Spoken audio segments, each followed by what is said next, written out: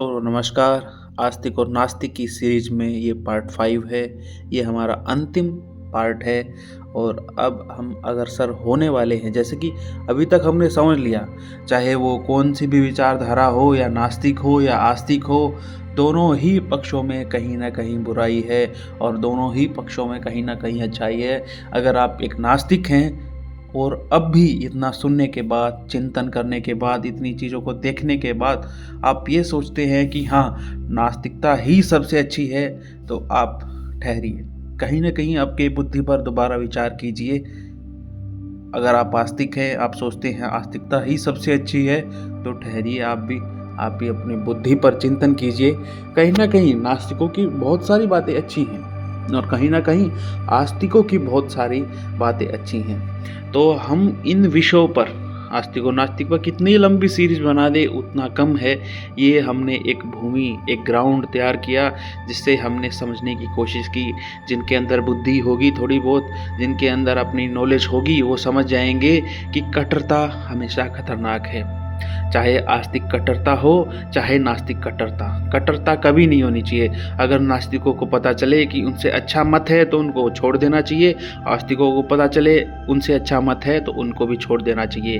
तो जहाँ तक हमने समझने की कोशिश की कि हमने दोनों जगह कुछ ना कुछ अच्छा विचार पाए, तो क्यों नहीं हम इसके मूल में जाते हैं, इसकी जो रूट्स हैं वहाँ पर जाते हैं। ये देखते हैं क्या हम कुछ आस्तिक दर्शन को, कुछ नास्तिक दर्शन को लेकर हम बेहतरता की तरफ बढ़ सकते हैं, या पहले से ही कोई नास्तिक दर्शन ऐसा हो सकता है जो अच्छा हो, या कोई आस्तिक दर्शन अच्छा हो। तो इसके लिए अगर हम जानना चाहते हैं तो हमें सबसे पहले जानना होगा हमारे इस यूनिवर्स को, इस सृष्टि को। क्या यहाँ पर कोई गॉड है या नहीं है, इसको बनाने वाला है या नहीं है। अभी तक हमने इसको समझा दोनों को, अब हम ये निश्चित करने वाले हैं हमारी बुद्धि से, क्या इसको कोई बनाने वाला है या नहीं है। तो पहले हम सामान्य व्यवहार से चलेंगे और एक विशेष की तरफ बढ़ेंगे, जैसे हमने इस वीडियो में किया। तो ये हमारा पार्ट 5 है और इसमें यहाँ तक पहुँचने के बाद हमें यही समझ में आता है, जितने भाई नास्तिक हैं वो सर्च कीजिए गूगल पर कि उनके बड़े बड़े जो भाई हुए, जो उनके ब्रदर्स हुए, जो बड़े बड़े नास्तिक हुए, उन्होंने ही इस जो हमारा ये संसार है, जो हमारी पृथ्वी पर है यहाँ पर उन्होंने विकास तो बहुत किया। आज हम गेहूं को देखते हैं, गेहूं को देखिए, जीएमओ सीड्स हैं हमारे पास, जेनेटिक मॉडिफाइड। इससे क्या हुआ, जो उनकी गुणवत्ता है वो घट गई, जिससे रोग बढ़ गए। तो क्या यही विज्ञान की तरक्की नास्तिकों ने दी? जो परमाणु हथियार है वो किसकी देन है? जो आप बड़े बड़े आज उपकरणों की बात करते हैं, उससे ना जाने कितने रेडिएशन आज फैल चुकी है, कितने जीवों की हत्याएं हो रही हैं। आपने ऐसी ऐसी मशीनों का जो है उत्पादन किया जिससे आज पृथ्वी का हम हनन करते जा रहे हैं। पृथ्वी को क्या कर रहे हैं, यूज करते जा रहे हैं पृथ्वी को। जहाँ तक मिनरल्स हैं पृथ्वी से निकालते जा रहे हैं मशीनों से। तो धीरे धीरे हम कहीं ना कहीं विकास की तरफ ना जाते हुए, हम कहीं ना कहीं अपना जो गड्ढा है, जो मनुष्य बोलते हैं, अपना खोदा हुए गड्ढे में मनुष्य कभी अपने आप भी गिर जाता है, वही होने वाला है। इस विज्ञान के भरोसे हम चल रहे हैं, कभी न कभी ये हमको डुबाए बीगी। विज्ञान एक विचारधारा नहीं है। किसी चीज़ की सत्यता को जानना, कोई चीज़ों की खोजें करना, वो हो सकता है, खोजें की जाती हैं, तो इन खोजों को बेहतर बनाया जा सकता है, सुधारा जा सकता है।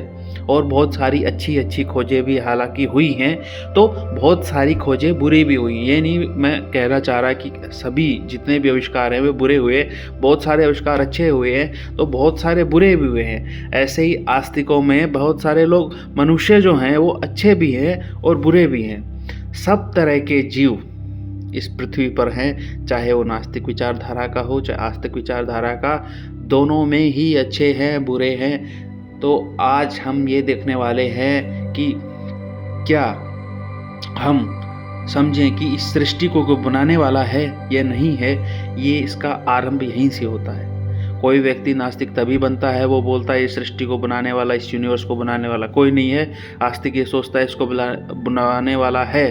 तो इसका आरंभ ही यहीं से होता है। तो सबसे पहले हमें इस यूनिवर्स को जानने की ज़रूरत है, क्या इसको कोई बनाने वाला है या नहीं। अगर इसको बनाने वाला कोई नहीं है तो हम डेफिनेटली हम जाएंगे नास्तिकता की ओर, और जो उसके अच्छे पहलू होंगे उसको हम कैच करेंगे, उनको ग्रहण करेंगे और एक नई विचारधारा को हम समझने की चेष्टा करेंगे, शुरुआत करेंगे।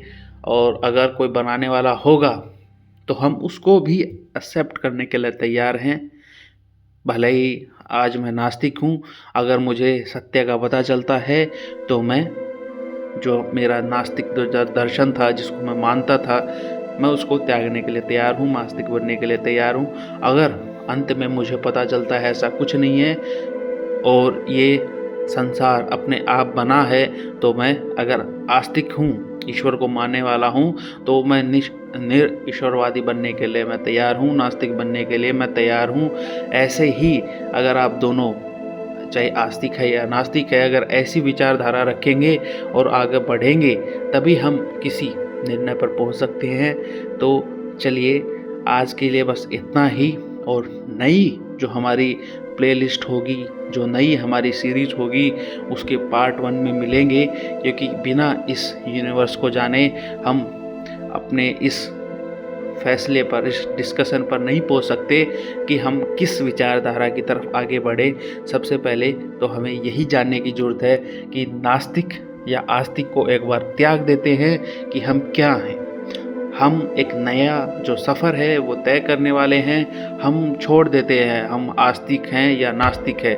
हम सिर्फ इस ब्रह्मांड को जानने के सफ़र पर निकलने वाले हैं। इस यूनिवर्स को जानने की जो एक जर्नी है वो हमारी स्टार्ट होने वाली है।